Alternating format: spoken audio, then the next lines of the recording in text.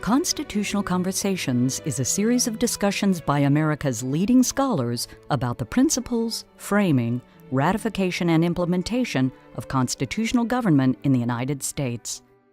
This series is hosted by the James Madison Memorial Fellowship Foundation of Alexandria, Virginia.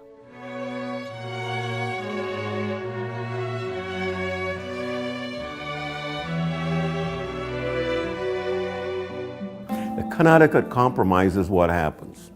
And in Act 2, instead of proceeding with the amended Virginia plan, Sherman and others dig in their heels, and for 2 weeks they refuse to compromise or refuse to budge. And this is the sort of the most difficult part of the convention to get through, because readers get the feeling that nothing is happening.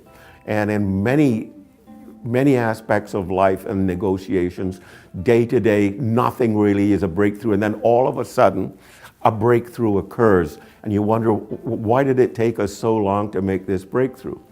Well, at the end of June, a breakthrough occurred. People were arguing with each other, look, we can't continue like this. Neither side seems to be willing to bend. The Shermanites are sticking to their guns about state representation. Madison is sticking to his guns about popular representation. And so something has to happen. And a new idea, it's a very American sort of introduction. Instead of thinking bipolar, either this or that, why don't we think outside the box?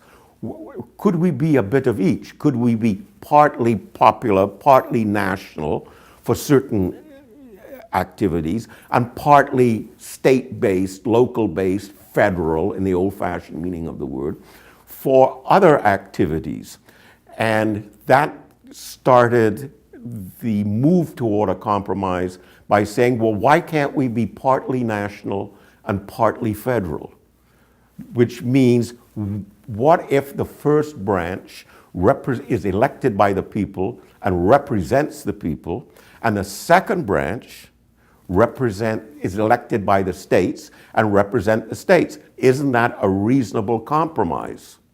And Madison, that's known as the Connecticut Compromise, which originates from Sherman from Connecticut and Ellsworth from Connecticut. And that is the Connecticut Compromise. And it's very interesting because it passed by a vote of 5-4-1, which doesn't strike you, at least it doesn't strike me, as something which is a compromise, because I think of a compromise as a consensus. You say, well, 5-4-1, that adds to 10. I thought there were 13 states. Rhode Island never showed up for reasons that are outside our discussion. New Hampshire had not yet arrived for reasons of money, and which is a good American reason for either delaying something or not doing something. But no, they arrived after the Connecticut Compromise, so that brings us down to 11. And New York had left. They selected 3 delegates, Alexander Hamilton, and then 2 to outvote him. And Alexander Hamilton had left, as I mentioned, and so there was no reason to watch him anymore. And so they left, so we were down to 10. And 1 state was divided, and that state was Georgia. And so it was Massachusetts. And so 5 yes, 4 no.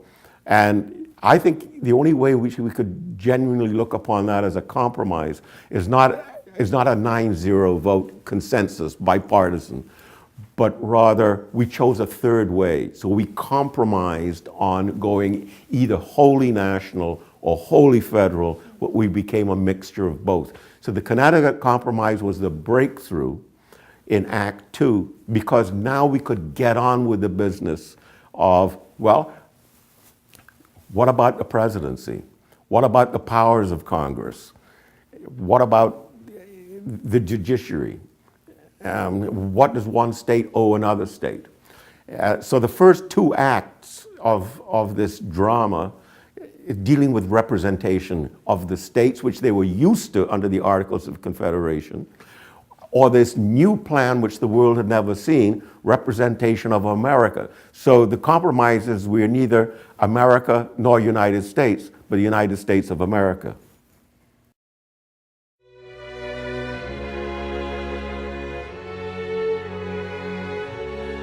Constitutional Conversations is made possible by a generous grant from the Fairleigh S. Dickinson Jr. Foundation. Constitutional Conversations is made possible by the James Madison Education Fund.